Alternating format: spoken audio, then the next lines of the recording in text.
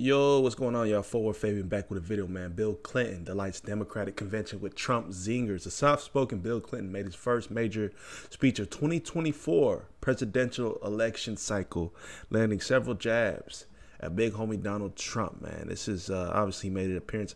A lot of people made that appearance at the DNC. You know, that Oprah Winfrey was there.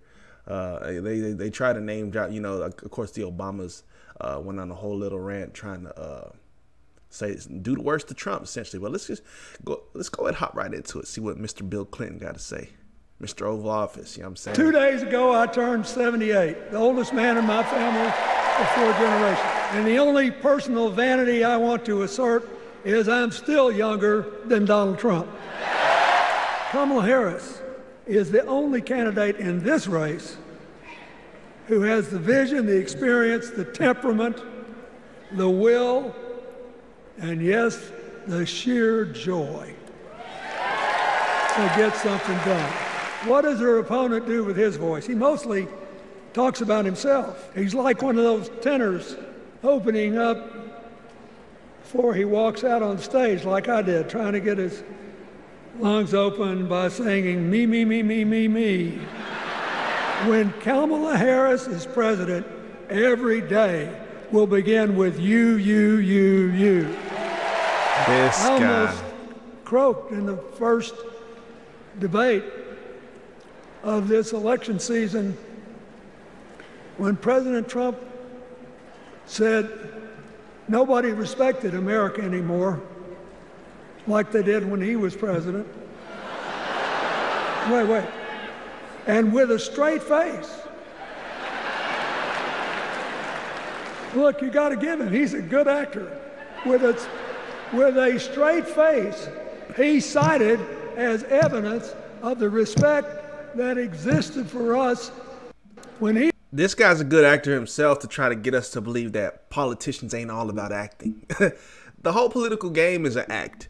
You're trying to win people over, say what you need to say in order to earn a vote, not because you truly 1,000% stand on what you're advocating for in order to win votes from that group or, you know, societal party, so to speak. You know what I mean? Like, you're good. You're good, Mr. Clinton. He was there. The presidents of North Korea and Russia. When you send a signal to the other countries, you want them to know whether they agree with you or not. What are they supposed to make to these endless tributes to the late, great Hannibal Lecter?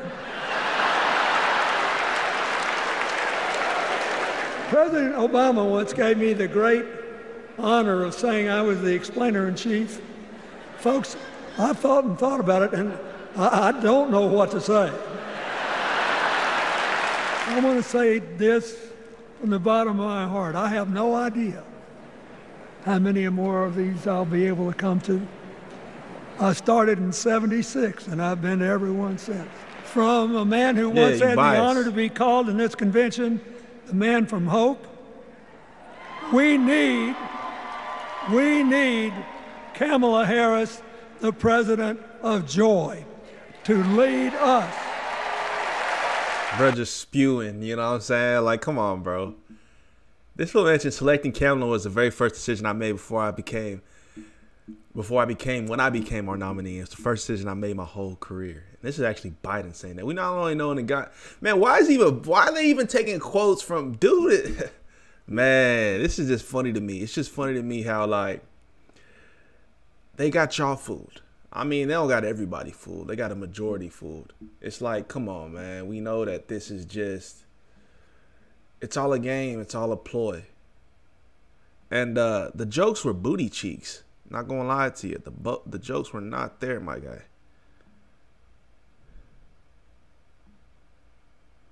Word about President Biden. Remember, he had an improbable turn that made him president.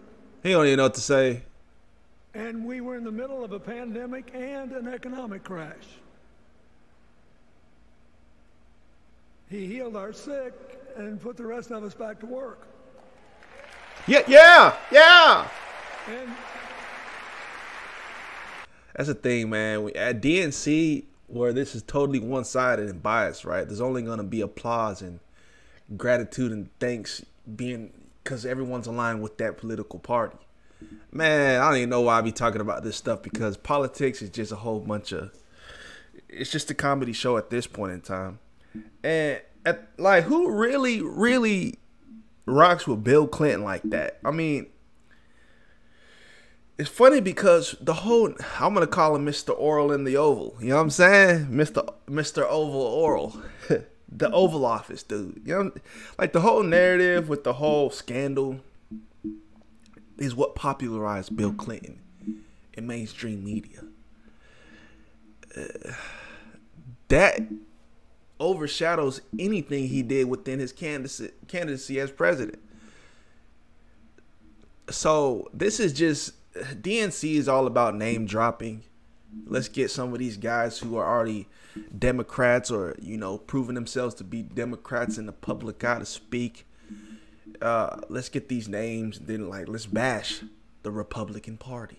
Let's bash Donald Trump. It's just funny to me to see the amount of Democrats who jump ship to say that they're now voting Republican. Why do y'all think that is? I think a lot of this is just,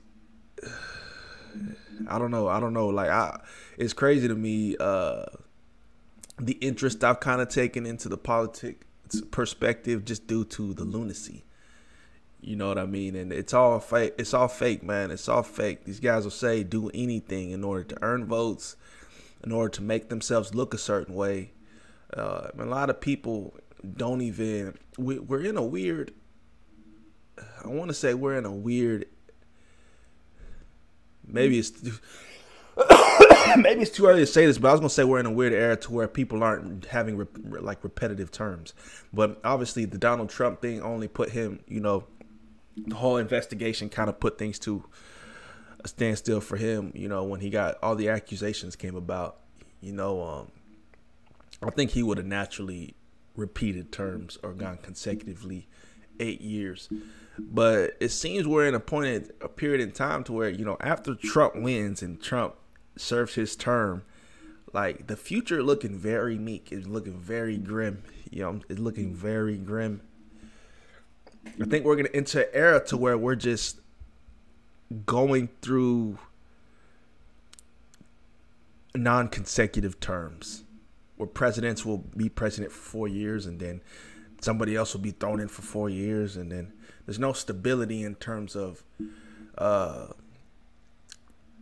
specific initiatives, you know, holistically for the country, or, you know, based on the economy, whatever you want to, whatever initiative for the people. There's not going to be any consistency and drive in terms of having a standard or, you know, doubling down on things. A lot of people say change can't be made within 4 years. That's not enough time to turn things around, especially if there's no consistency in repeat terms. You know what I mean? And things really being driven home, so to speak. So I got my money on Trump winning this thing. Obviously, I think Trump, and I think the media tries to throw a lot of lies out there. I don't holistically believe she's leading the polls every other day. It's like she's up. Like last time we checked the majority of the polls, you know, she was in the lead, and it's like, I don't know if that's holistically true. I think sometimes that narrative is pushed in order to push to get individuals to go out and vote. Because a lot of these media stations are already politically driven, you know, whether they're fully Democrat, you know, they have the powers that be are, you know, Republican, and they drive certain narratives, obviously, to advance that particular party.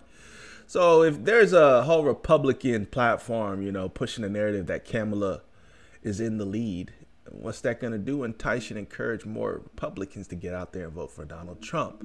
Vice versa, man. Everything is fake. It's all facade. Like, I can't even trust. That's why I see it as kind of entertainment at this point in time. I think the social era has made it that, especially with all the videos and all the content creation behind it, YouTube, the social apps, things of that sort. But telling you, man, we live in such a... I don't even want to continue on this, but hey, comment down below. Comment down below. Let me know y'all's thoughts. Peace, love, prosperity. God bless, man. We'll see y'all in the next video.